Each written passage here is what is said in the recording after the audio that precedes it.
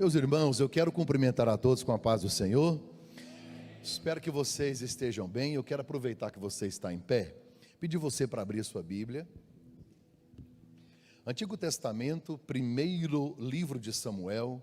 Vamos ler no capítulo de número 30. Primeiro livro de Samuel, capítulo 30. Enquanto você encontra, eu quero louvar a Deus pela vida do pastor Jairo, pastora Priscila. Pastor, obrigado, viu, pelo convite, pela oportunidade. Deus abençoe você e sua casa, a sua família. Muito feliz por estar aqui. Deus abençoe o amigo Douglas, que está cuidando de mim, que fez essa ponte. Vozes de Sião, que alegria conhecê-las. Meu Deus, quanta graça, quanta unção. Eu ficaria aqui a noite toda ouvindo. Obrigado, viu? Deus abençoe. Obrigado por nos abençoar. Presbítero Edu, mas Azuleide, que estão aí à frente do trabalho de casais, Deus abençoe. Prazer ver pastor Alexandre, mas a sua muito digna esposa, lá de Camboriú. Vamos ler o primeiro livro de Samuel, capítulo 30. Sucedeu, pois, que chegando Davi e seus homens ao terceiro dia a Ziclague, já os amalequitas tinham dado com ímpeto contra o sul e Ziclague, e ferido e queimado a cidade. Tinham levado os cativas as mulheres que lá se achavam, porém a ninguém mataram, nem pequenos nem grandes, tão somente os levaram consigo e foram o seu caminho. Davi e os seus homens vieram à cidade, e ela estava queimada, suas mulheres e seus filhos e as suas filhas foram levados cativos. Então Davi e todo o povo que se achava com ele levantaram a sua voz e choraram, até não terem mais forças para chorar. Também as mulheres de Davi foram levadas cativas, Ainoã, a Jezreelita, e Abigail, que fora mulher de Nabal, o Carmelita. Davi muito se angustiou porque o povo falava em apedrejá-lo, porque todos estavam em amargura, cada um por causa de seus filhos e de suas filhas. Porém Davi se reanimou no Senhor, o seu Deus. Disse Davi a Abiatar o sacerdote, filho de Ameleque: traga-me a estola sacerdotal. Abiatar trouxe o éfode a Davi.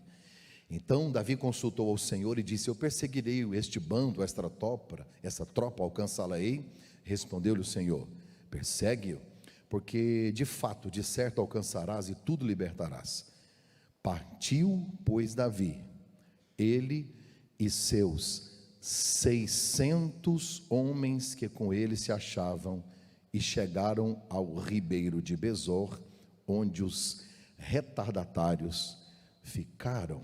Verso 16, como o texto é muito grande, vamos ao 16 para a gente finalizar. Verso 16: e um moço guiou Davi, e eis que estavam os inimigos espalhados sobre toda a face da terra, comendo, bebendo, fazendo festa por causa do grande despojo que tomaram da terra dos filisteus e da terra de Judá. Davi os feriu desde o crepúsculo da tarde até a tarde do dia seguinte. Nenhum deles escapou, senão só 400 jovens que montados em camelos fugiram. Assim Davi salvou tudo quanto os inimigos haviam tomado. Davi também salvou as mulheres. Não lhes faltou coisa nenhuma, nem pequena, nem grande, nem filhos, nem filhas, nem despojo, nada que lhes havia tomado, nada, tudo Davi trouxe de volta. Ou então o texto diz: Davi recuperou tudo. Vamos orar? Pai, graças te damos por esta palavra. Em mais uma oração te louvamos. Abre a nossa mente, abre o nosso coração, usa-me como um instrumento nas tuas mãos para abençoar o teu povo em nome de Jesus, amém. Podem se assentar, muito obrigado.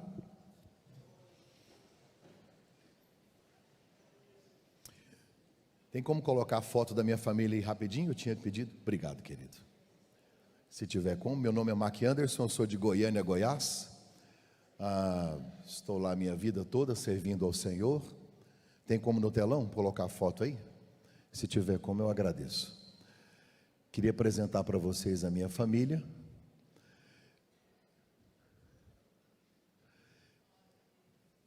Eu comecei meu ministério ministrando para adolescentes.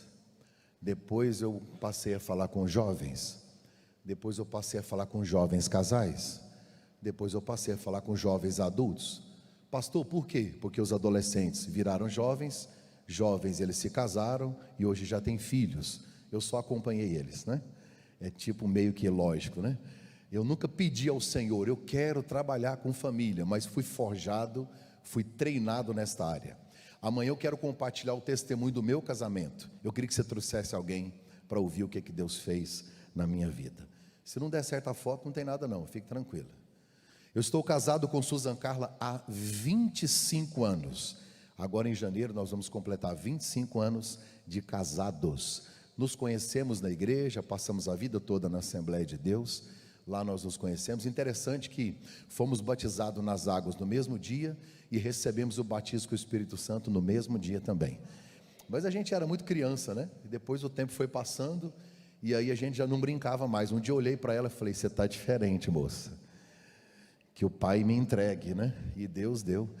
Nós estamos há 25 anos juntos. Aí esta é a minha família, Susan Carla, esta moça maravilhosa. Olha os presentes que Deus nos deu. Maravilhoso, né? Gente, depois que eu casei com Susan, a minha vida mudou, tá? Mudou. Eu prosperei no ministério, financeiramente eu prosperei muito. Eu engordei 25 quilos, ela me fez muito bem. E ela me deu 3 presentes. Aquele de lá, ó, ele tem 20 anos, é o Christopher. O Christopher tem 20 anos. O do meio é o Nicolas, ele tem 15 anos. E o de cá, 14 anos. E o de cá é o Frederic, que acabou de completar 16. Então 16, 14 e 20. São esses 3 rapazes aí que Deus nos deu. São um presente de Deus para nós. Eu não tenho meninas, eu só tenho rapazes. Deus não nos deu filhas, só rapazes. Então, eu costumo dizer que eu tenho 2 mulheres na minha vida, minha mãe e minha esposa. Aí postei na rede social, tenho 2 mulheres. Uma me deu a vida e a outra a razão para eu viver. Está aí, coisa linda. Senti um clima tenso, em Goiás a gente chama de inveja, eu não sei como é que chama aqui. Se você respirar fundo, passa. Eu morei fora do Brasil 3 anos, eu fui ajudar uma pequena igreja missionária fora do Brasil, e o meu filho mais velho ficou lá para estudar. Então ele mora fora do Brasil, ele está lá estudando, trabalhando. Aos 18 anos ele emancipou, aos 18 anos ele paga as contas dele, ele paga aluguel, ele se vira. Aos 18 anos, ele abriu uma empresa, mora fora, aos 18 anos, agora ele vai fazer 20. Então ele se vira lá. E ele ia chegar segunda-feira. Tem quase um ano que a gente não vê ele. E aí ele chegou ontem, meia-noite. Convence a minha mulher de largar ele e vir para cá. Então ela substituiu vocês por ele, tá? Desculpa, mas eu não consegui convencer ela de largar o bebê dela. Até porque ele só vai ficar 10 dias e vai embora. Então a igreja comprou a passagem dela para ela vir, mas trocaram a passagem dele, era para chegar segunda. Ele chegou ontem e está no colo da mamãe. Antes de entrar no texto propriamente dito, eu queria compartilhar com você alguma coisa relacionada ao que está no pano de fundo dessa história. Eu li a respeito da família de Davi, de seus amigos, e é sobre isso que eu vou falar, e eu não demoro. Agora são 8h30. 10h15 eu encerro a minha palavra rápida, que eu quero compartilhar o seu coração. Todos nós sabemos que o primeiro rei de Israel chamava-se Saul. Saul foi escolhido por Deus, depois que Israel insistiu muito. Nós queremos um rei como todas as outras nações. Então Deus escolheu Saul, apresentou Saul a Samuel e disse: unge-o. Ele vai ser o próximo rei, ou o primeiro rei de Israel. Saul, ele fez muitas coisas que desagradaram o coração de Deus. Ele desobedeceu ao Senhor. Ele foi repreendido por Samuel algumas vezes, mas não corrigiu a rota, não se converteu. E aí Deus chega a dizer para o profeta Samuel: até quando você vai insistir com Saul? Eu não quero mais, já rejeitei. Eu não estou abandonando Saul, ele é meu filho, tá tudo certo, eu só não quero ele mais como rei. estou levantando outra pessoa, porque quando você não valoriza o lugar que Deus te colocou, a substituição é inevitável. Aí Deus escolhe Davi, e é interessante que existem alguns detalhes na unção dos dois que me chamam a atenção, e isso é Bíblia. Deus olha para Samuel e diz: vou enviar até você Saul. Samuel, fique onde você está. Saul vem até você, você pega um vaso, enche de azeite e derrame em Saul. Para Davi, Deus disse o contrário: Davi não vem até você, você tem que ir até Davi, porque eu quero que você, como profeta, tenha o mesmo sentimento que eu. Achei Davi. Então vai procurar o moço.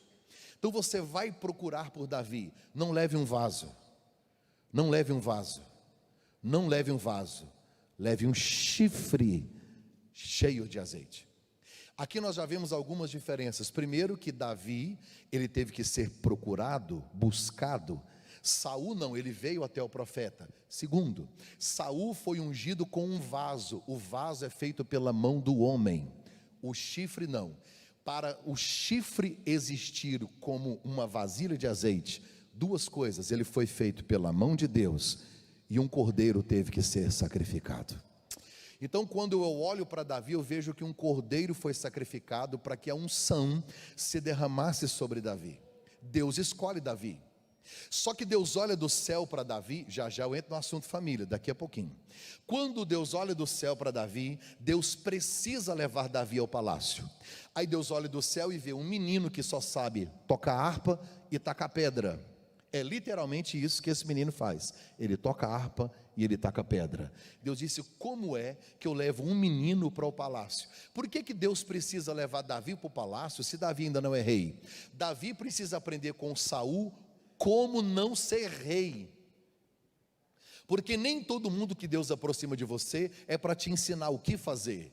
É gente fazendo coisa errada para você olhar e dizer: não preciso fazer isso, eu preciso fazer o contrário disso. Então Deus não aproxima de você só apenas pessoas maravilhosas e incríveis. Não, Deus aproxima de você gente que vai fazer coisa errada, para você olhar e dizer: ah, então é assim que erra, é só eu não fazer assim que vai dar tudo certo. Deus olha do céu para Davi e disse: eu preciso levar o menino para o palácio. Aí a Bíblia diz assim que Deus, está escrito no texto, a Bíblia diz: e Deus colocou um espírito maligno em Saul. Um espírito maligno, olha que interessante, da parte de Deus, porque até quando o diabo está trabalhando, Deus ainda está no controle. Eu fico vendo gente colocando: o diabo, irmão, esquece, tira o nome diabo da sua boca.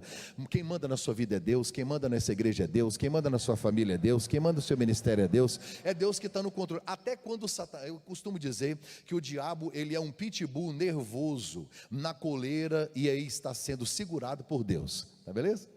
Então assim, você pode ficar tranquilo que ele não sai fazendo o que ele quer, do jeito que ele quer. O espírito maligno da parte de Deus entra em Saul. Saul acorda um dia desesperado, angustiado, a sua alma estava aflita, e aí ele chama alguém e diz assim: eu quero alguém que toque harpa aqui no palácio. Oi? Você está entendendo que isso não existe no registro da história? É a primeira vez. Você está entendendo o controle soberano de Deus em cada detalhe? O espírito maligno entra ele e ele tem uma ideia: eu quero alguém que toque. De onde ele tirou essa ideia? De onde? Porque não existe isso registrado antes na Bíblia, mas era a única maneira de levar Davi para o palácio. Davi chega no palácio, toca, duas coisas acontecem: o espírito maligno de Saul vai embora, e o espírito de Deus que está em Davi agora está perto, está no ambiente de Saul. Todas as vezes que Davi chega, Saul mata a saudade daquele espírito que tinha ido embora. É por isso que tem gente que quer ficar perto de você. Não é porque você é bonito, porque você tem dinheiro, é que tem uma graça de Deus em você tão maravilhosa. É tão gostoso ficar perto de gente cheia do Espírito Santo. Como o Espírito era dado por medida, agora quando Saul chega perto de Davi, ele sente aquele: meu Deus, que alegria. Só que a Bíblia diz que Davi, ele vence Golias, volta para as ovelhas. Ele liberta Saul, volta para as ovelhas, porque ele sabe esperar o tempo de Deus. Ele já recebeu uma unção, mas ele não convoca por ela. Ele não bate no peito e diz: vão ter que me respeitar. Porque agora o profeta falou comigo que eu vou ser pregador, então eu não sirvo mais, não fico na porta, eu não lavo o banheiro, eu não fico no estacionamento, porque eu sou ministro. Você sabia que a palavra ministro no grego é diáconos? Você é ministro, então vai carregar a cadeira, queridão. Porque foi nos menores serviços que Deus honrou Davi. Sabe quando é que ele matou Golias? Quando foi pegar queijo e levar para o capitão. Esse serviço que você rejeita, esse ministério que você não quer, é muito pequeno, ele é a ponte entre você e a promessa de Deus. É a ponte entre o que você faz e o palácio onde Deus quer te colocar. No reino de Deus tem um princípio: quem não serve, não serve. Talvez você entendeu. Quem não vive para servir, não serve para viver. Não, porque eu fui chamado para ser levita. Você vai flutuar? É. Davi tem uma unção de rei e está carregando queijo. Davi toca harpa e volta para casa, até que um dia Saul não quer mais ficar longe do menino, porque é maravilhoso ficar perto de Davi. Aí Saul manda um WhatsApp para Jessé. Manda um WhatsApp, não, uma mensagem no Orkut, que o Orkut é daquela época. Manda mensagem, ó. Estou te falando aí, o menino não volta, vai ficar no palácio. Tá bom, está escrito. Davi chega no palácio tocando harpa. Pouco tempo depois é o maior guerreiro do exército de Saul. Quem mandou Davi virar guerreiro? Ninguém. Aliás, deixa eu voltar no tempo. Quem mandou Davi lutar com Golias? Quem mandou Davi lutar com Golias? Ninguém. Deus montou um cenário preparado para Davi transbordar a essência que ele tem, jogou o cenário, pôs ele lá e falou: se vira. Nem sempre Deus vai te falar, Ele só vai te colocar nos lugares. Pessoas fracas perdem oportunidades, pessoas comuns aproveitam oportunidades, pessoas extraordinárias criam oportunidades. Davi só aproveitou o cenário e matou um gigante, porque Golias não é o problema de Davi, é a oportunidade de Davi. Davi está no palácio, ele chega tocando harpa e se torna o maior guerreiro. Tem gente me assistindo aqui, ó, que se você estivesse lá, você estava tocando harpa até hoje. Davi se torna guerreiro e começa agora a estar ao lado de... Aí a Bíblia diz que Saul ficou inquieto, porque algumas guerras que Saul ia, Davi não estava. Então Saul chama alguém e diz: o que eu faço? Leva um menino para limpar sua espada, carregar seu escudo, badeco, menino de recado, pajem de armas, leva ele, até que ele se torne um guerreiro.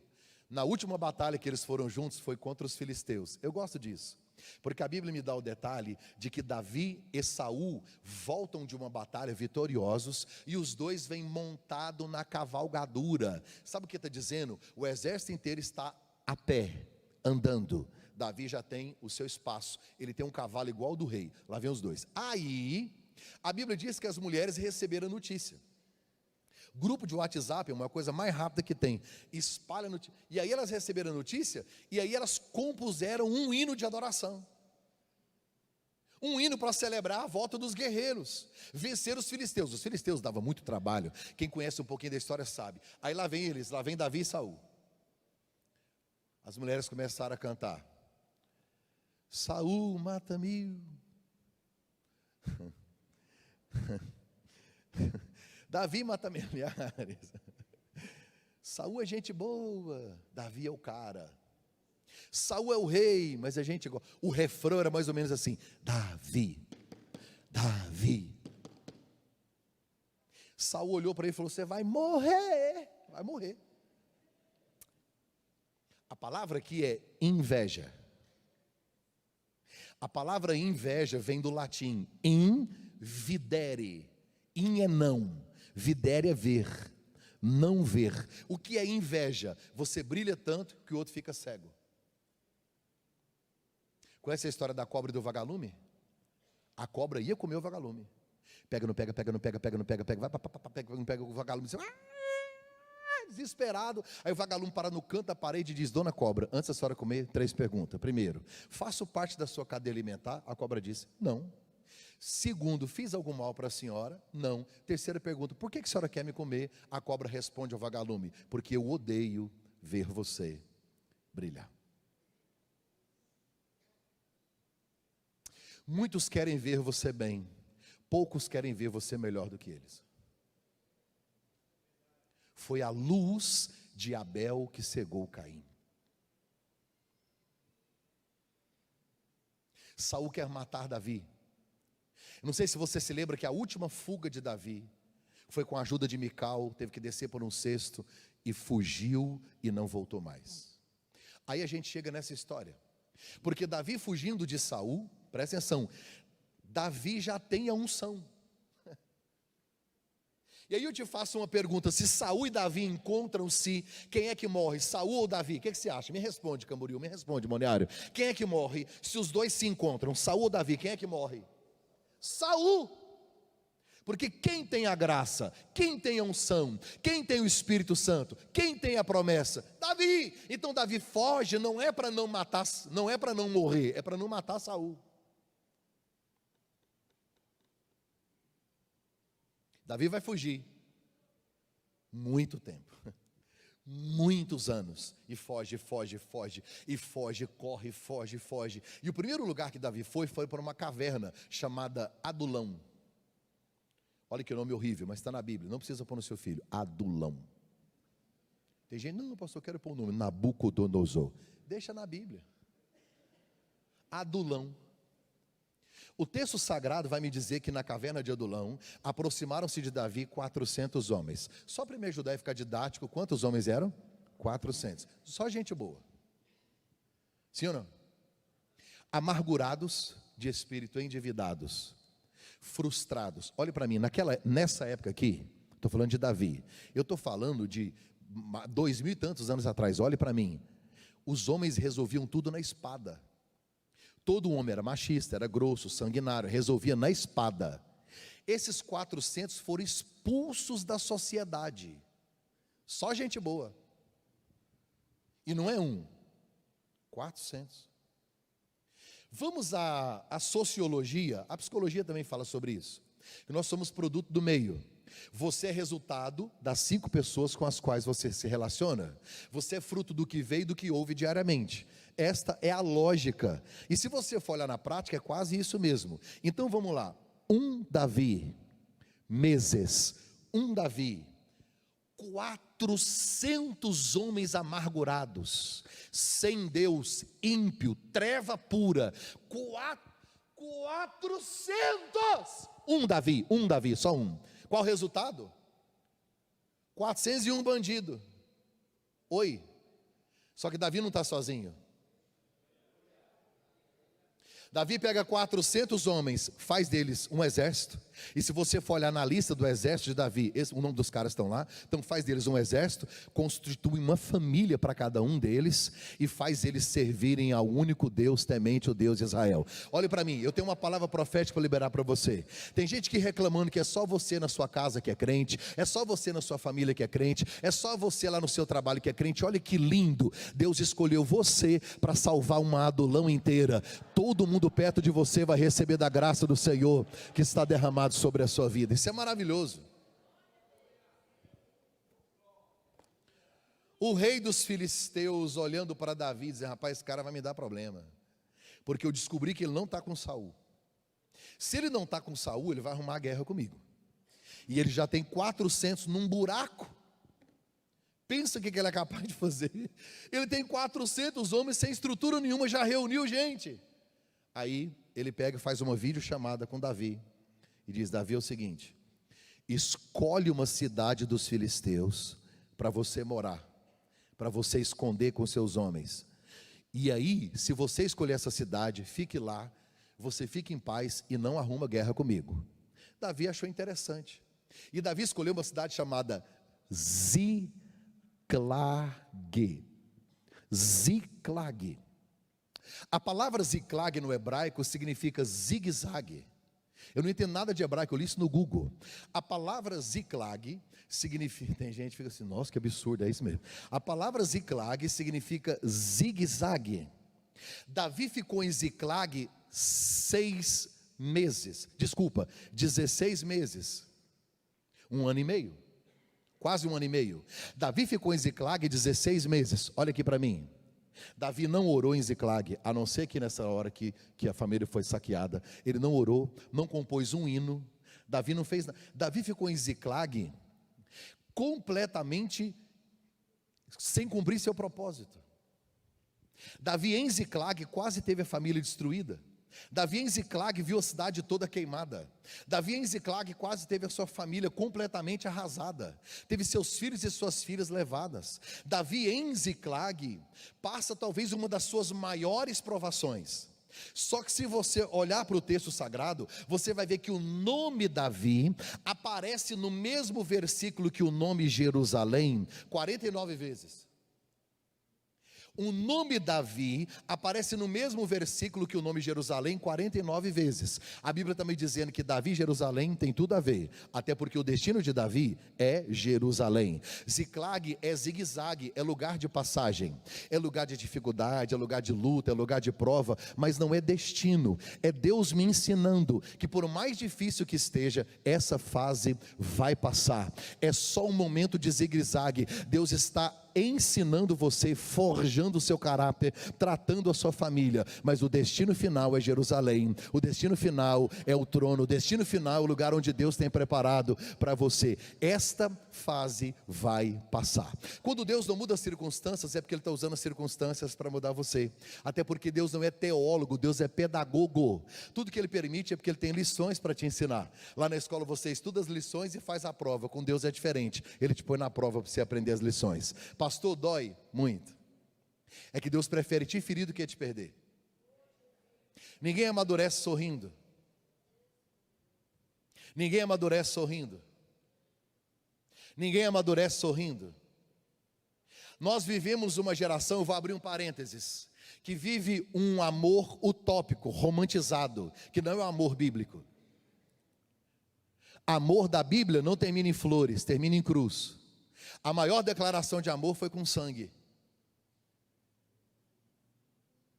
Mas a gente quer que seja com flores. Família não foi constituída por Deus para te fazer feliz. Não, pastor. Casamento também não. O propósito do casamento não é que você seja feliz. Se você quer ser feliz, compra um cachorro e vai morar sozinho. Isso é felicidade. É maravilhoso. O cachorro não te pergunta onde é que você foi, o que você fez, com quem que você estava. Ele não quer saber se o boleto está pago ou não, se o aluguel está assim, não. Pega um cachorro, coloca ele no porta-mala do carro e tranca. No outro dia, quando você abrir, ele te recebe, sabe como? Lambendo, feliz em te ver. Agora, pega sua mulher e põe lá para você ver.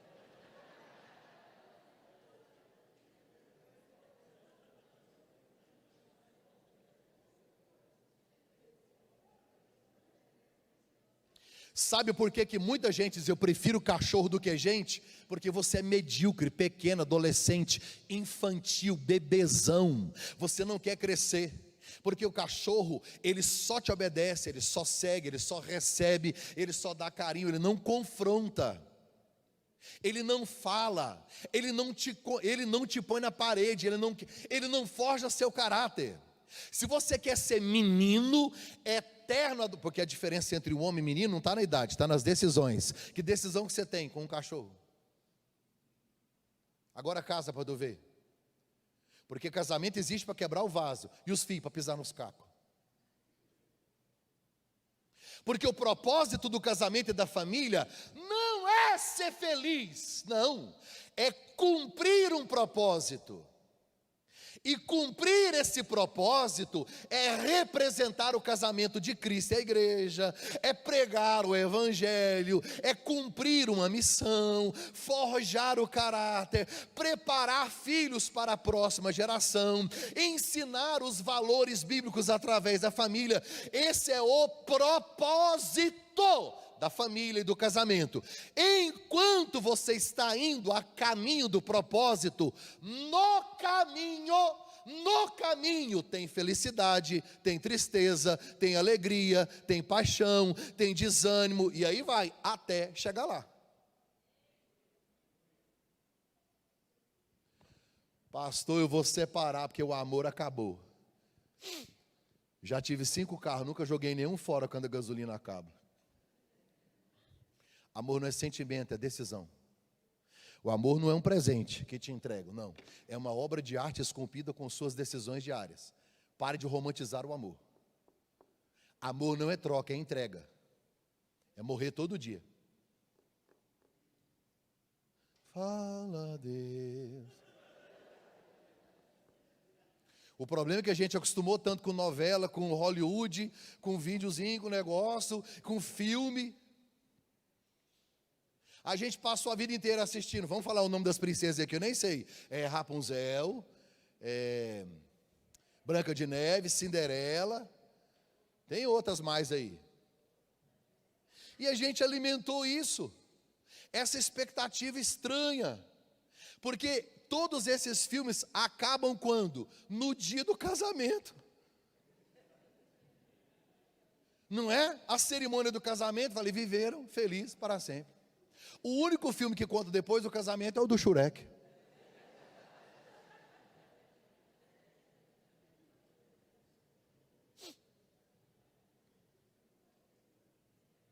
Davi ficou 16 meses em Ziclag. Pense numa fase difícil.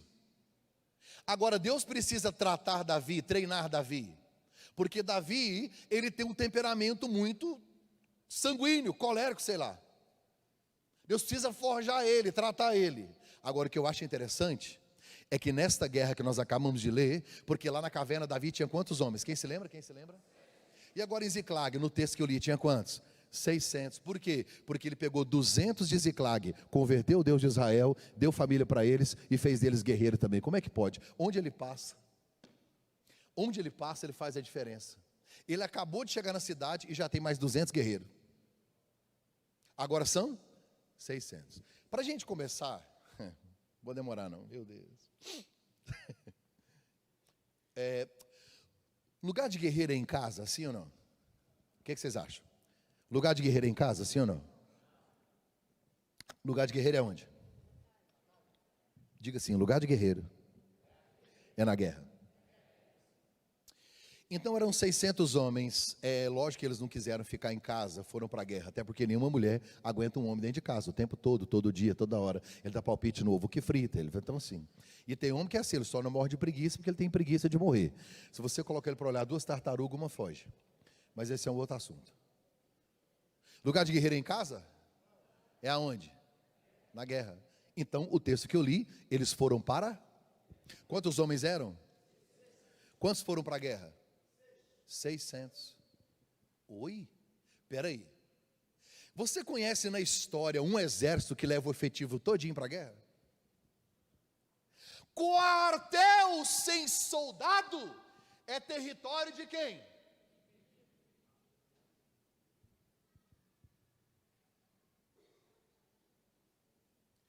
Este é o maior exemplo da minha geração. Nossas casas não têm soldado mais. Quem cuida dos nossos adolescentes e crianças é o TikTok, o YouTube, rede social. Por quê? Porque os guerreiros estão na guerra. Porque a gente não pode perder tempo, tem que aproveitar a oportunidade. Eu preciso deixar alguma coisa para meus filhos. Aí o homem vai para a guerra, a mulher vai para a guerra, vai tudo, vamos para a guerra, vamos para a guerra. Nós temos que guerrear. Temos que vencer. Aí você abre o YouTube, abre os cursos, vai. Você tem que ir, você pode, vai. Aí vai todo mundo, vai todo mundo. A minha geração esqueceu do quartel.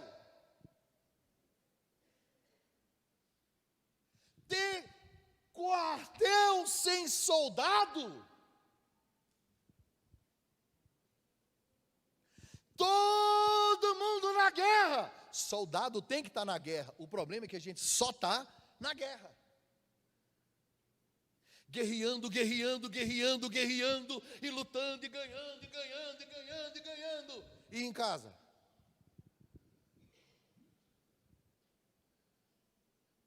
O que seus filhos assistem? Quem dorme na sua casa? Onde é que eles dormem? Com quem eles estão falando no WhatsApp? Recentemente, na nossa igreja, descobri um grupo de adolescentes.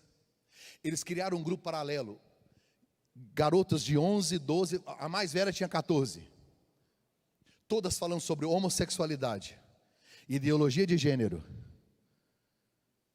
Era proibido ser hétero no grupo. No mínimo você tinha que ser bissexual. Eu estou falando de garotos e garotas de 11, 12 anos. Pastor, por quê? Porque o TikTok ensina. Porque os youtubers falam sobre isso. Nós estamos numa guerra acirrada. Eles não têm a mesma mente que você tinha na sua época de 11 e 12. Tem coisa que eu fui descobrir aos 20, que menino de 10 e 11 já tem decorado. Quando eu e você, o senhor e a senhora, queria ver pornografia, tinha que ir numa locadora, numa parte escondida. Tinha que ser maior de idade, eu pedir alguém, era tudo, parecia que a gente era um bandido, escondido atrás e querendo, e ninguém falava. Hoje, um garoto de 8 anos, pega o celular e digita sexo, acabou. E a gente está na guerra, bora pra guerra, bora trabalhar, vamos ganhar dinheiro. Estou nervoso não, estou de boa. Levaram todo mundo, gente. Levaram todo mundo.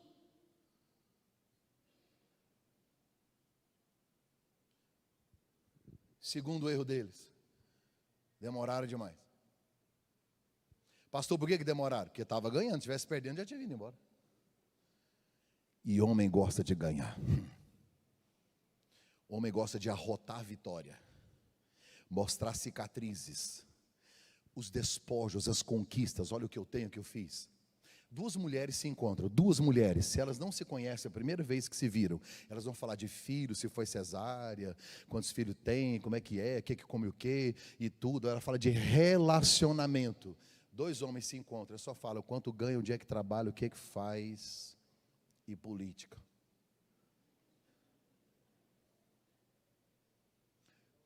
Pastor, está errado ganhar? Você acha que é errado ganhar, sim ou não? Não.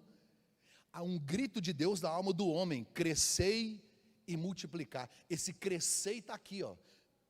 Ganhar faz parte. O problema é que não existe ganho sem perdas. O que você está disposto a perder para salvar a sua casa? A gente quer ganhar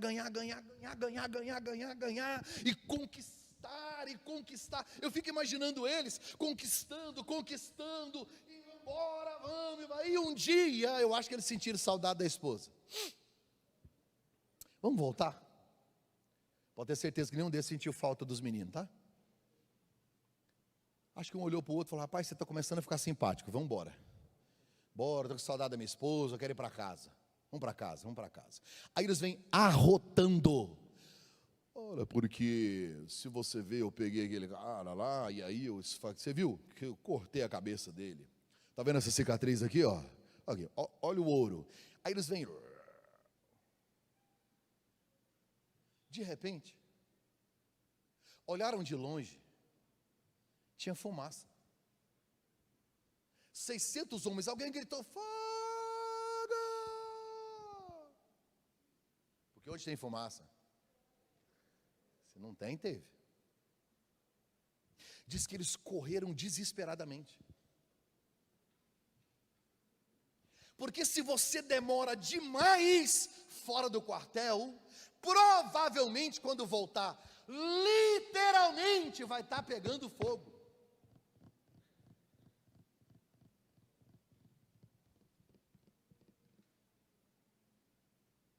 Quando chegaram, casas destruídas, os bens foram roubados, o que adiantou ganhar? E aqui dói muito: mulheres presas, filhos e filhas presos. Chorar até não ter mais força para chorar. Estou falando de homens que resolvem na pancada, na espada. Homem grosso, bruto, ignorante. Choraram, porque homem chora, depende da dor. Choraram até não ter mais força, queria apedrejar Davi. Até que Davi faz uma oração, Deus dá uma palavra para ele, ele vai atrás, e o final disso aqui é restituição. Eu não quero demorar muito, mas nessa segunda parte agora da minha palavra, eu quero compartilhar com você 3 coisas. Primeiro, o que o inimigo fez. Segundo, o que Davi fez. Terceiro, o que Deus fez. O que o inimigo fez? A primeira área que o inimigo tocou, ele tocou em 5 áreas vitais, mas a primeira, o inimigo tocou nas finanças. Porque se tem algo que desestabiliza famílias, e a pandemia provou isso para nós, é quando mexe nas nossas finanças. É quando nos desequilibra financeiramente. A Bíblia diz que o inimigo roubou tudo. Aqui no texto, o inimigo das famílias de Davi são os amalequitas. Agora, sabe quem é o inimigo das suas finanças? Você. O maior inimigo das suas finanças é você. E o que falta hoje nesta área é autorresponsabilidade. A gente sempre encontra um culpado. É a pandemia, não sei o quê, é o Satanás. Pastor, foi o devorador lá. Olha o devorador. O cara pega a fatura do cartão de crédito. Foi o devorador. Traz sua fatura. Vou te mostrar o nome do devorador. Tá aí o nome, o CPF e o endereço do devorador. O devorador está de longe. Nem eu sei devorar, se não. Você é PhD em devoramento. Nem sei se existe essa palavra. Faz dívida, complica a família. Dívida é comprar o que você não precisa com dinheiro que você não tem para impressionar pessoas que você não gosta.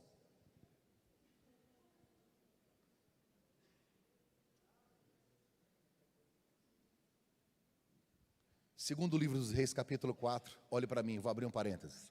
Olha para mim. Segundo livro dos Reis, capítulo 4. E uma mulher das mulheres, dos filhos dos profetas, clamou Eliseu dizendo: meu marido teu servo morreu, tu sabes que o teu servo temeu o Senhor e veio o credor para levar os meus dois filhos para serem escravos. Que te hei de fazer? Declara-me, o que é que você tem em casa? Ela disse: a tua serva não tem nada em casa, senão uma pequena botija de azeite. Então disse ele: vai, pede para você vasos emprestados, vasos vazios não poucos, entra, fecha a porta sobre você e teus filhos, vai colocando o azeite, a botija nesses vasos e colocando a parte que estiver cheio. Partiu pois dele e foi para sua casa. Ela pediu os meninos, foi nos vizinhos, trouxe os vasos. À medida que os vasos foram cheios, ela voltou no profeta e disse: a minha casa está cheia de azeite. O milagre aconteceu. O profeta disse para ela: vai para a tua casa, vende o azeite, paga a tua dívida, tu e teus filhos, vivei do resto. Primeiro, vende. Ela não plantou o pé de azeitona, ela não colheu azeitona, ela não moeu azeitona, ela ganhou azeite pronto, de graça. De graça recebei, de graça. Isso é salvação, tá? Não é azeite. Ela não gastou nada no azeite. O que o profeta falou para ela? Não é errado você vender o que Deus te deu. Vai ganhar dinheiro, porque ganhar dinheiro é bênção. O problema não é dinheiro no bolso, é dinheiro no coração. O problema não é possuir dinheiro, é quando ele possui você. 2.350 versículos da Bíblia falam sobre dinheiro. A Bíblia fala mais de dinheiro do que sobre salvação, e do que sobre salvação, não, do que sobre arrebatamento. Vai para sua casa, pega isso e vende, menina. Vai ganhar dinheiro. Depois que você ganhar dinheiro, que você trabalhar, que você produziu, pague sua dívida. Depois que você pagar, a frase é: vivei do resto. Tem 3 verbos: vender, pagar e viver. Vender, pagar e viver. Então primeiro você paga, depois você vive. Quanta gente querendo viver sem pagar, para manter as aparências. Quem vive de aparências aprende com o tempo que fingir ter dinheiro custa muito caro. E tem coragem de postar ainda. Deve balneário inteiro. Aí vai para a Argentina. Não sei onde é que vocês passeiam aqui, vocês vão para algum lugar aí. Bombinhas não é. Aonde? Gramado.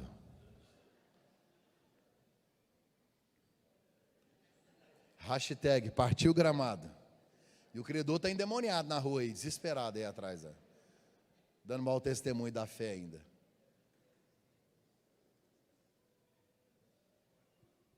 Olha para mim.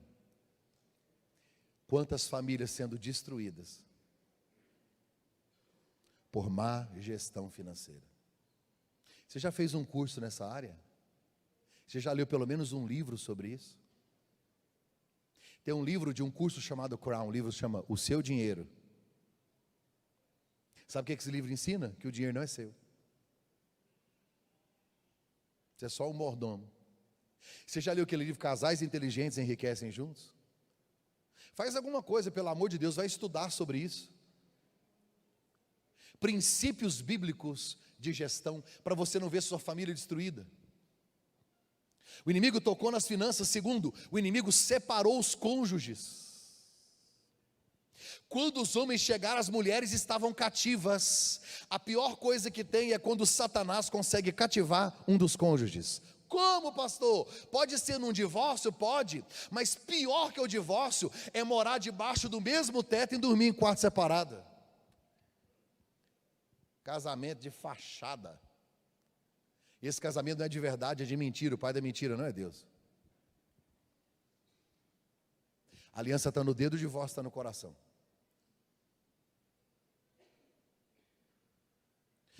O divórcio, ele não me assusta tanto quanto a motivação para ele. A minha avó se divorciou porque a família reuniu e pediu para que ela separasse. Muita humilhação, tinha muita coisa errada, ela precisava se separar. Cada caso é um caso. Sabe qual é o problema hoje? Eu vejo caso, uma menina falou para mim, pastor, eu vou separar porque é o seguinte, eu não tenho mais química. Aí ela falou para mim assim, eu encontrei um ex-namorado meu, pastor, olha, eu estou casado com meu marido há 10 anos, mas esse ex-namorado que eu encontrei, não, o senhor tem que ver a química que a gente tem. Falei, filha, é óbvio que vai ter química. Não tem TPM, não tem BO, não tem boleto, não tem confusão, não tem mau cheiro, não tem estresse. É lógico que vai ter química. Só que cristão não vive por química, vive de essência. Cristão não vive por prazer, vive por princípio. Ela disse, não pastor, eu vou terminar. Falei, você não vai terminar, namoro você termina, casamento você rasga. É rasgar na carne, é um câncer. Se aqui dentro tem alguém que já está no seu segundo ou terceiro relacionamento, você sabe o quanto dói e você não quer mais. A palavra divórcio no Antigo Testamento, no hebraico, a palavra divórcio é deserção. É a mesma palavra usada para quem se alista no exército e no dia da guerra foge. Por quê? Porque tanto para o casamento quanto para o exército, a única coisa que se promete é até a morte. Diz que um senhor morreu com 80 e poucos anos, a velhinha não aguentou não, uma semana depois ela morreu também. Ela já chegou no céu procurando ele. Alguém viu o Zé? Tinha um anjão bonito na porta. O anjo falou assim, ele está na terceira rua de ouro à direita, perto da esquina, só de brilhante. Ele está sentado numa cadeira de balanço, com os pezinhos na água lá da vida, no rio da vida, cegado, chupando uma laranja, está tranquilo. Ela virou a rua e viu, Zé! Ele levantou e disse, assim diz a Bíblia, até que a morte nos separe. Aqui não. Me dá um sossego. Vocês estão rindo, né, gente?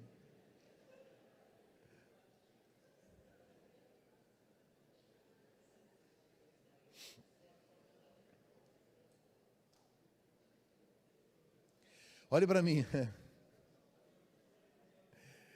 Nós vivemos uma geração de relações descartáveis. Eu aconselho casais, eles querem se separar por causa de cachorro, por causa de carro, querem se separar. Gente, chega a ser ridículo. Ninguém quer pagar preço. Ninguém quer reconstruir, quer recomeçar. Eu sofri no meu casamento 2 anos com uma mulher que me mandou embora. Quando eu comecei a pregar para casais, minha mulher me disse, eu quero o divórcio.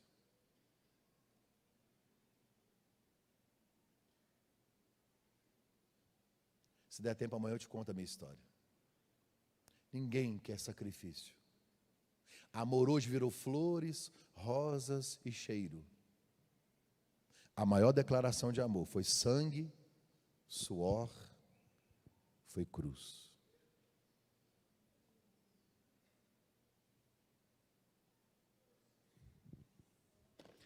Tocou nas finanças, separou os cônjuges. Tocou na saúde. Pastor, qual que é a saúde aqui que o inimigo tocou? Emocional, chorar até não tem mais forças para chorar. Só que hoje quem toca na nossa saúde emocional não é o diabo não, é a gente mesmo. Essa é a geração do estresse. A gente come estresse na rua, come estresse no trânsito, come estresse no trabalho e vomita onde? Em casa. A gente confunde intimidade com desrespeito. Nós estamos nos ferindo. E ninguém morre com indigestão ao engolir uma palavra que não deveria ser dita. Por isso só pronunciam a palavra quando ela for melhor do que o silêncio. A Bíblia diz que a minha língua está escrita em Tiago. Eu posso ter um jeito diferente de pregar, mas até agora só a Bíblia. Tiago diz assim, que a língua é como o leme do navio e o freio do cavalo. Interessante. Pastor, o que tem a ver o leme do navio com o freio do cavalo? Os dois dão direção. O leme é pequenininho, dirige um navio enorme. O freio fica na boca, dirige o cavalo inteiro. Sabe o que a Bíblia está dizendo? Minhas palavras dão destino. Dão destino para os meus filhos, dão destino para o meu casamento. A primeira função da palavra na Bíblia não foi comunicar, foi criar, haja luz, haja. Então, a primeira função de uma palavra não é comunicar, é criar. Que tipo de ambiente você está criando? Palavras agradáveis são como favos de mel, doçura para a alma, saúde para os ossos. Eu posso ser um poeta no altar e um coveiro em casa. O que me revela alguém cheio do Espírito Santo não é falar em línguas aqui, é como eu uso a minha língua na minha casa. Fala, Deus. Tocou na saúde. Quarto, prendeu os filhos. O inimigo prendeu os filhos. Se tem uma coisa que mexe com a gente, é quando toca nos nossos filhos. Quanto é que custa um menino de 10 quilos aqui na região, mais ou menos? Quanto é que custa? Quanto custa um menino de 10 quilos aqui na região? Hã? Ah, não tem preço não? Achei que tinha, ué. Não tem preço não? Quanto custa um filho? Filho dá trabalho? Dá ou não, gente? Quando ele é pequenininho, você fala, gente, que delícia. Fofinho, que vontade de comer, não é? Aí ele cresce e fala, por que eu não comi?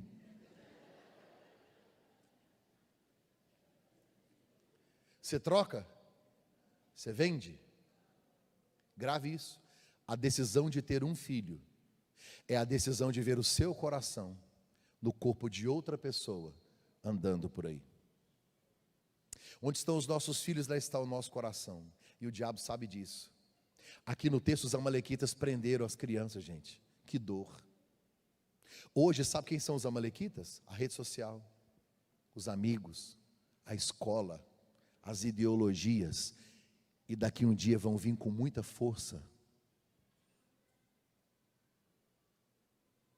Nós precisamos não só orar, mas nos posicionar. Deus tem que ter misericórdia da nossa nação. E nós precisamos abrir os olhos com relação aos nossos filhos. Sabe por quê?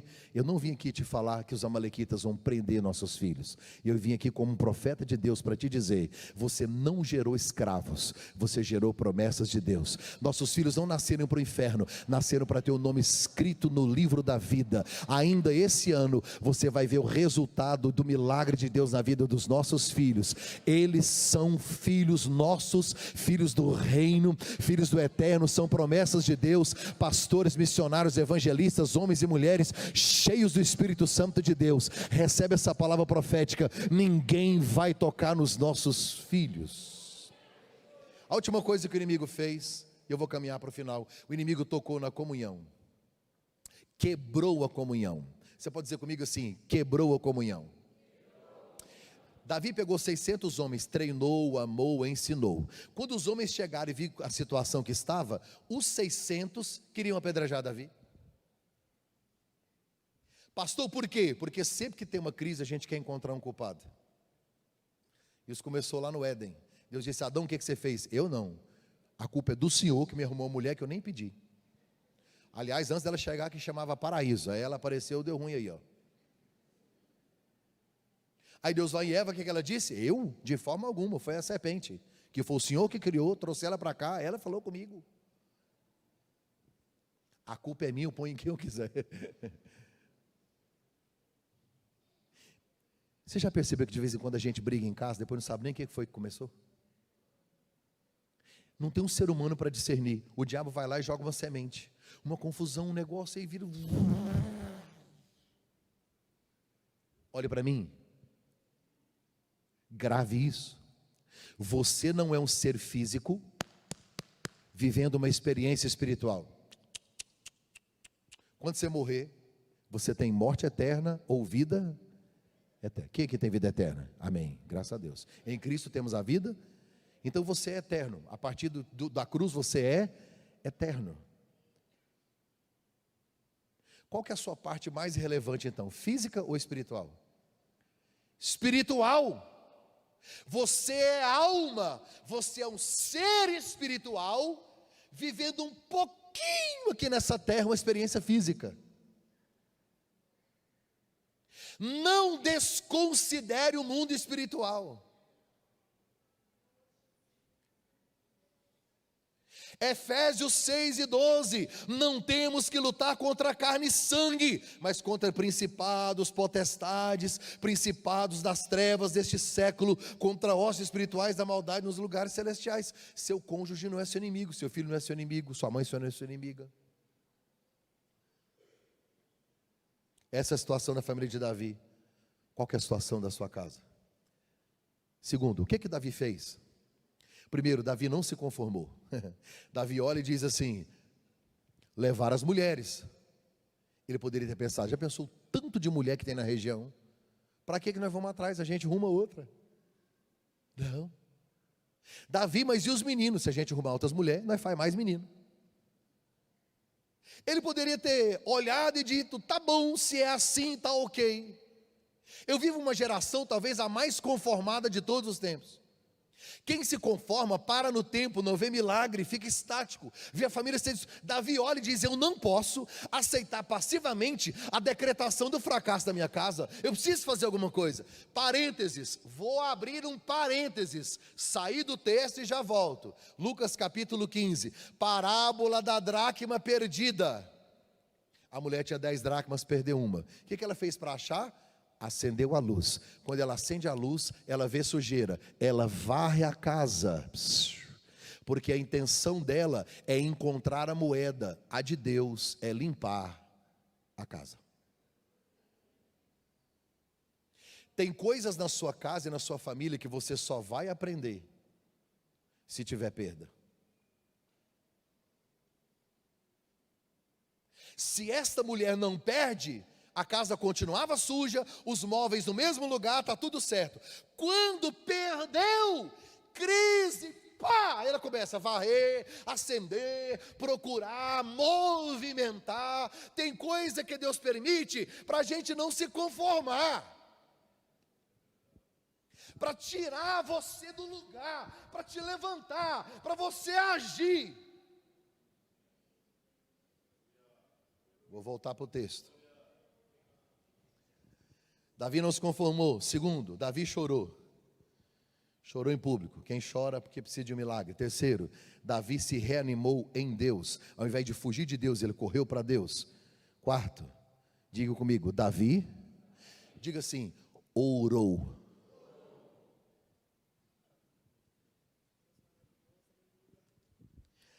A gente desaprendeu a orar, né, gente?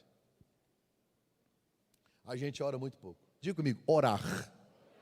Agora, fala para mim essa palavra escrita ao contrário. Vou beber água enquanto você pensa. Estou terminando aqui. Raro. Orar ao contrário é raro. Quem não ora está na contramão, né? Quem raramente ora, raramente vence. Orar. Se Deus sabe tudo que você precisa, para que orar? Se antes que saia uma palavra da sua boca, ele já sabe para que orar. Jesus diz: quando você for orar, entra no seu quarto, fecha a porta, e o teu pai, não está escrito que te ouve, teu pai que te vê. Por que não é teu pai que te ouve? Porque ele já sabe, ele não quer ouvir nada, ele só quer você. Então oração é relacionamento, é a alma sobre os seus joelhos, é amor entre dois. Oração é a respiração da alma. A única maneira de você não se preocupar com nada é orar sobre tudo. Nossas orações diárias diminuem nossas preocupações diárias. Eu vou dar uma dica aqui para os homens. Macho. Quer subir no conceito da sua esposa? Deixa ela entrar no quarto dos seus filhos e o Senhor está lá orando por eles. Quando vocês dois forem se deitar, abraça ela bem apertado, vai no ouvido dela e diga a frase que toda mulher sonha em ouvir de um macho: eu vou orar por você. Você sai do nível de homem para sacerdote, volta a ser admirado, respeitado, porque um homem de joelhos tem uma família em pé. A gente colocou a responsabilidade no colo das mulheres. Não, elas que têm que orar, elas são as mulheres de oração. Não, querido. Quando Adão e Eva pecaram, Deus não desceu no Éden e disse: cadê a serpente, cadê Eva? Não. Adão!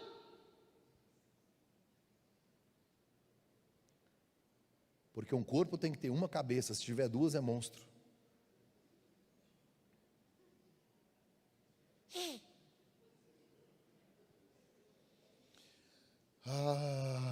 Davi orou. Vou encerrar.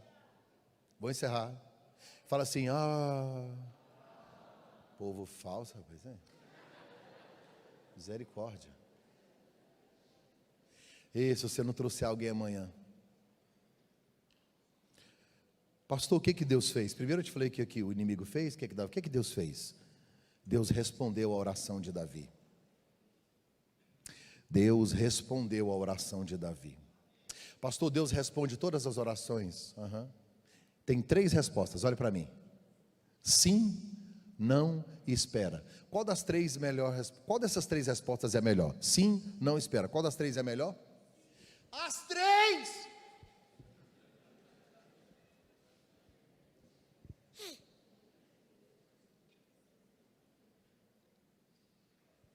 Graças ao Eterno, ele diz não. Elias na caverna: me mata. Deus diz: então vai, morre. Elias na caverna: me mata. Qual a resposta de Deus? Não.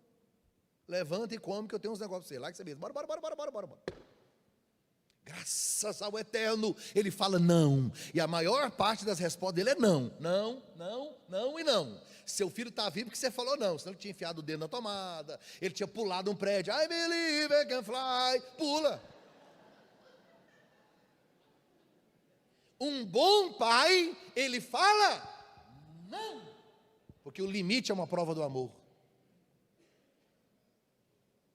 Aí Deus também fala sim, mas Deus também fala espera. Por que espera? Porque Deus nunca vai te dar uma bênção que você não consegue suportar.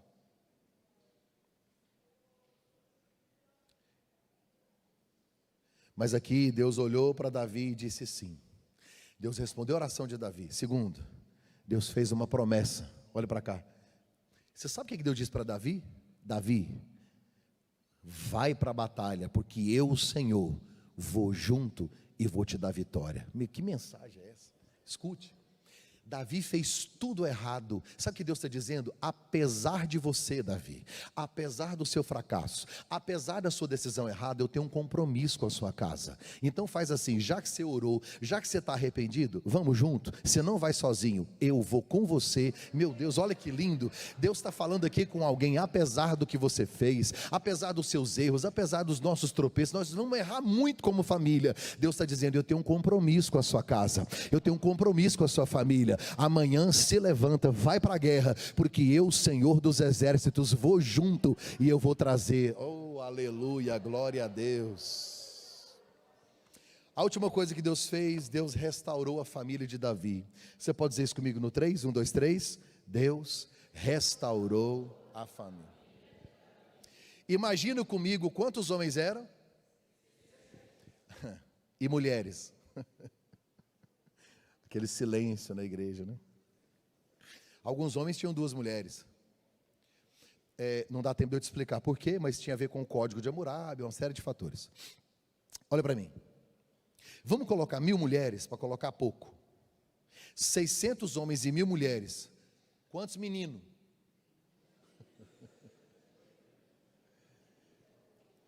Você consegue imaginar a volta deles? No deserto, 1000 mulheres, com aquele tanto de criança, aquele silêncio. As crianças vinham dizendo assim: meu pai é mais forte que o seu, porque meu pai pegou aquele cara lá, e aí ele foi, e aí lutou, e foi, e pegou, e pegou, e foi, e aí o outro falando: meu pai é melhor, meu pai é mais forte. As crianças vinham discutindo qual era o maior herói. Você lembra da época que o pai era herói? Hoje você pergunta ao menino: quem é seu herói? Fala: Naruto, sei lá, o Felipe Neto, sei lá, alguém, qualquer um.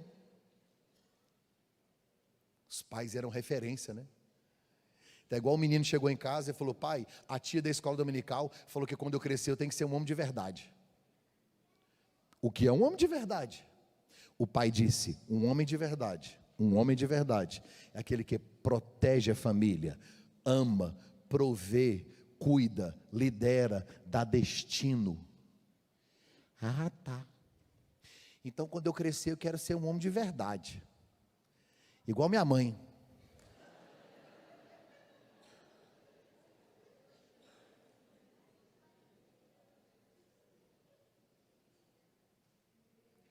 Olha para mim. As mulheres diziam umas às outras: sabe por que a minha família sobreviveu? Porque o sacerdote lá de casa não desistiu de nós. Uma mulher dizia para outra: sabe por que meus filhos estão vivos? Porque o guerreiro lá de casa não saiu só para fazer guerra na rua. Ele guerreou por nós, ele guerreou pela família, ele guerreou por os filhos, ele guerreou por mim. Deus precisa levantar nesses últimos dias guerreiros que oram, que não se conformam, que lutam e que não abandonam o quartel, mas que estão sempre no quartel, de olho.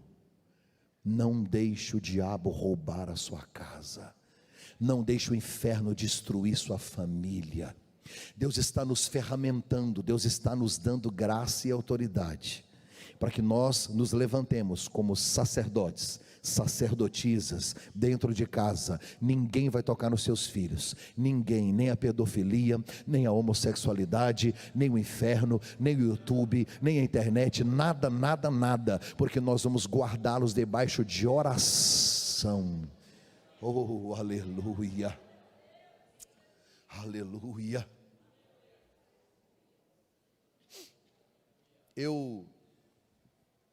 Faz um fundo para mim, filho, para fazer de conta que está terminando. Obrigado. Vocês viram os meus 3 filhos? Esse grandão aqui é o Frederic. O Frederic é muito inteligente.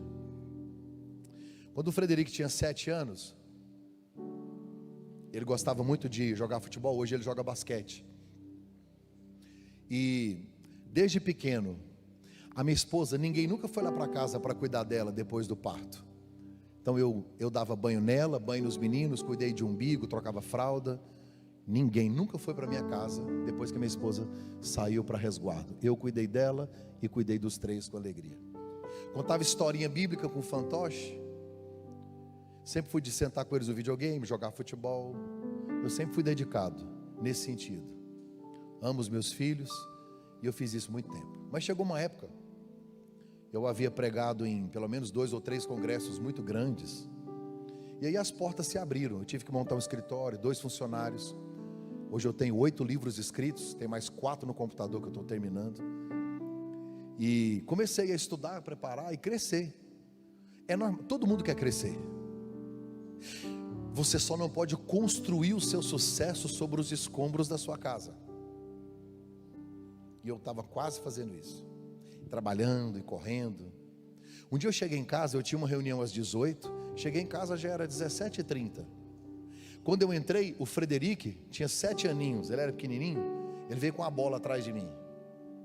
Papai, vamos jogar, vamos jogar, vamos jogar, vamos jogar. Eu só empurrei ele. Falei, eu estou ocupado, estou cheio de coisa para fazer, não tenho tempo. Assim, ignorei, eu quase passei por cima dele.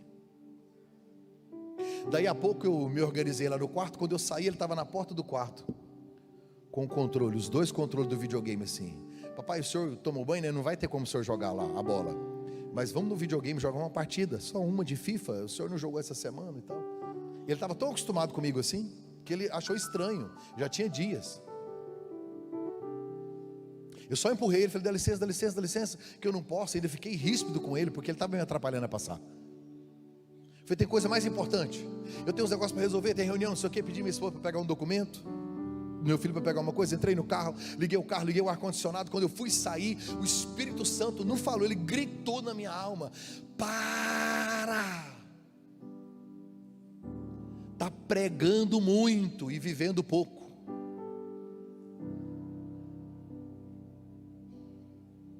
Passou como um filme as mensagens que eu vinha pregando sobre família, filhos. Falei, gente, eu estou igual o texto de Ziclag, eu só fico na guerra. Eu não estou tendo autoridade para ministrar o que eu estou ensinando. Desliguei o carro, voltei, sentei do lado dele, tirei o tênis, peguei o celular e liguei. Fulano, não vou para a reunião. Esse cara falou, vai atrasar o projeto. Falei, pode atrasar, não tem nada, mas eu tenho um compromisso muito mais importante que surgiu agora. Deu trabalho para cancelar, que eram 4 pessoas me esperando. Era coisa importante. Não vim aqui falar para você cancelar as coisas importantes, não é isso. Estou falando de um caso meu específico. Desliguei. O Frederico levantou. O senhor vai jogar? Eu falei, quantas partidas você quiser. Ele me deu um controle, sentou e ficou olhando assim para longe. Falei, não vai ligar o videogame? Aí ele levantou de novo, parou na minha frente, 7 anos. Pôs a mão na cintura e falou assim, papai, vê se eu entendi, 7 anos.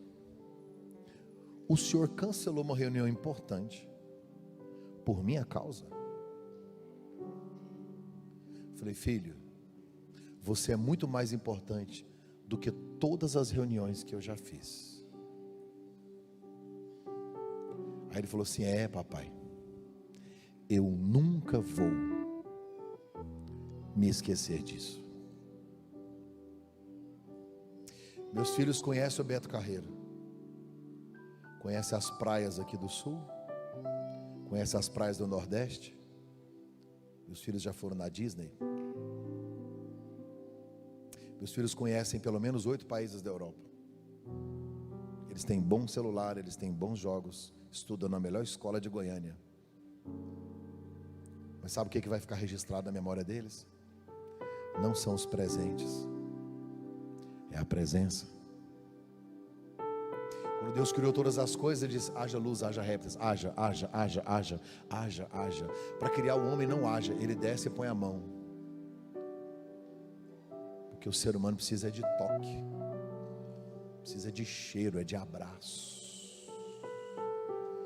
A sua riqueza não está nas coisas que você possui.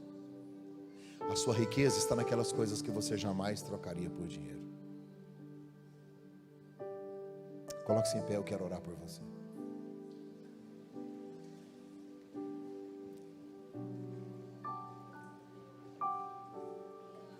Feche os seus olhos.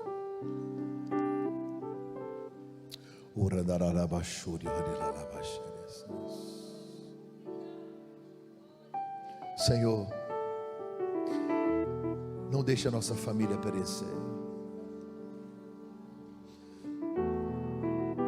Nos ajuda como homens, pais, como mulheres, mães, como filhos. Tem tanta gente aqui, Senhor, padecendo e sofrendo, porque talvez os filhos estão afastados ou com problema no relacionamento, mas o Senhor nos trouxe aqui porque há uma promessa do céu para a nossa casa. Assim como o Senhor restaurou a família de Davi, apesar dos erros dele, eu sei que o Senhor pode também trazer restauração. Que essa noite seja uma noite, ó Deus, onde os céus estejam abertos sobre as nossas casas, que a nossa família seja alcançada, que o nome do Senhor seja honrado, seja glorificado, Pai, em nome de Jesus, em nome de Jesus, em nome de Jesus, que esta palavra penetre na nossa alma, que o Teu Espírito Santo nos cure, nos ajude, nos abençoe, para a glória do Senhor, para a glória do Senhor, para a glória do Senhor, para a glória do Senhor, para a glória do Senhor. Eu abençoo a sua família em nome de Jesus. Eu repreendo o divórcio no nome de Jesus. Espírito de depressão está saindo, caindo por terra agora. Se tem alguém da sua casa envolvido com drogas, há um laço de morte sendo cortado hoje. Se você tem sofrido no seu relacionamento, o Espírito Santo de Deus hoje libera uma palavra sobre a sua casa, sobre a sua vida. Tem gente aqui que vai profetizar como Josué: eu e minha casa serviremos ao Senhor. Há uma palavra de Deus sobre a sua casa, em nome de Jesus, em nome de Jesus, em nome de Jesus, em nome de Jesus, em nome de Jesus, em nome de Jesus, em nome